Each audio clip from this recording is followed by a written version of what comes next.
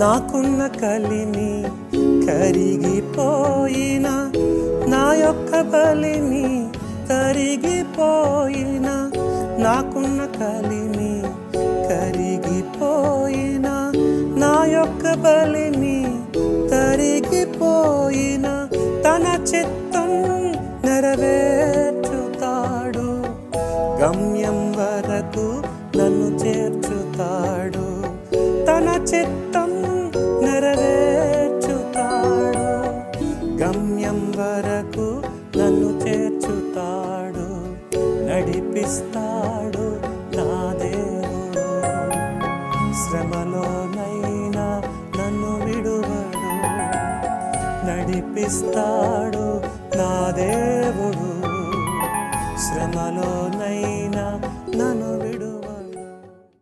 దేవుడు కొన్ని సందర్భాల్లో దేవుని బిడ్డల్ని పరీక్షిస్తాడు. దేవుడు శోధించడు సుమా, దేవుడు పరీక్షిస్తాడు, దేవుడు పరిశోధిస్తాడు. పరిస్థితుల గుండా దేవుడు తీసుకెళ్తాడు.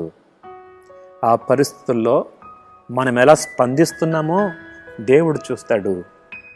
కెరీతు వాగు మీద ఆధారపడుతున్నామా, దేవుని మీద ఆధారపడుతున్నామా, దేవుని ఆశ్రయిస్తున్నామా, లేక లోకంలో ఉన్న వాటి మీద ఆధారపడుతున్నామా అన్నది దేవుడు పరీక్షిస్తాడు.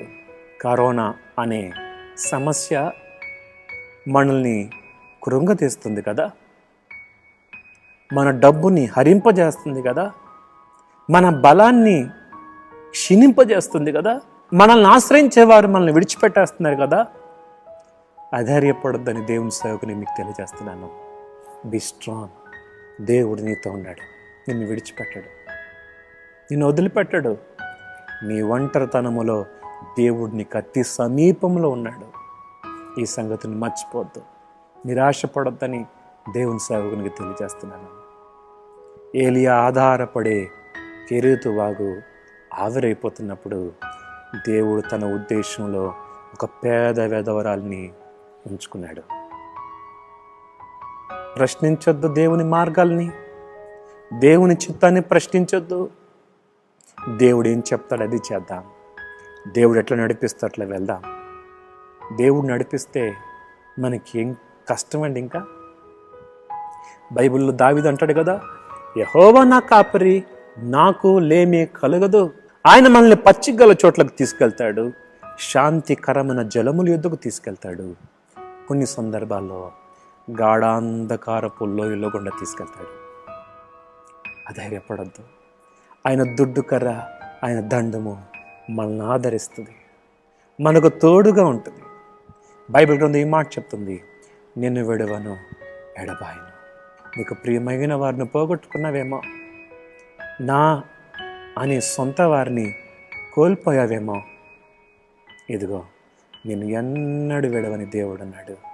నీ ప్రతి పరిస్థితుల్లో నీ కన్నీళ్లు తుడిచేవాడు, నిన్ను చెయ్యి పట్టుకుని నడిపించేవాడు అన్నాడు. 91వ కీర్తనలో మనం చూస్తాం, మహోన్నతుని చాటున నివసించేవాడే సర్వశక్తిని నీడన విశ్రమించేవాడు.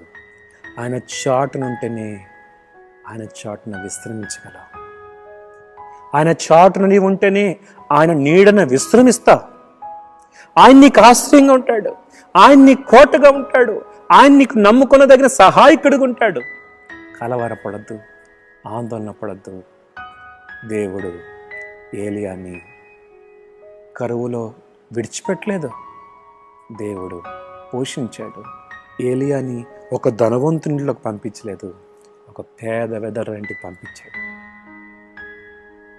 ఆ పేద విధవరాలు చచ్చిపోతున్న సమయంలో, లేక ఏమీ లేని సమయంలో దేవుడు వారిని పోషించాడు, దైవజనుని పోషించాడు.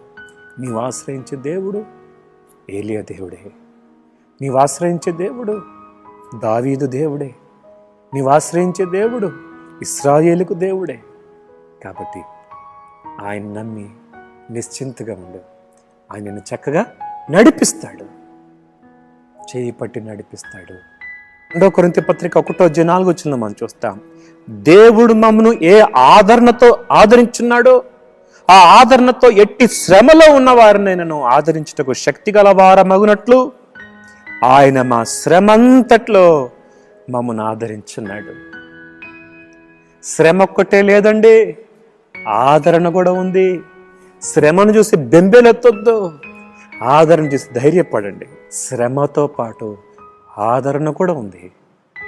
ఆదరణ పొందుతూ ధైర్యంగా ముందుకు సాగుదాం. కలవరపడద్దు, నీకు దేవుడున్నాడు. ప్రార్థన. మహోన్నతుడకు దేవా, ఘనమైన నామం బట్టి వందనాలు. ఎత్తబడిన మాటలు అందరి నీరు కట్టి ఫలింపచేయండి. మాకు ఆధారమైన దేవుడిగా, మమ్మల్ని బలపరిచే దేవుడిగా నీవున్న ఆదరణ పొందుతూ ముందుకు సాగే కృప ఇవ్వమని యేసు నామములో అడుగుతున్నాం తండ్రి. ఆమేన్.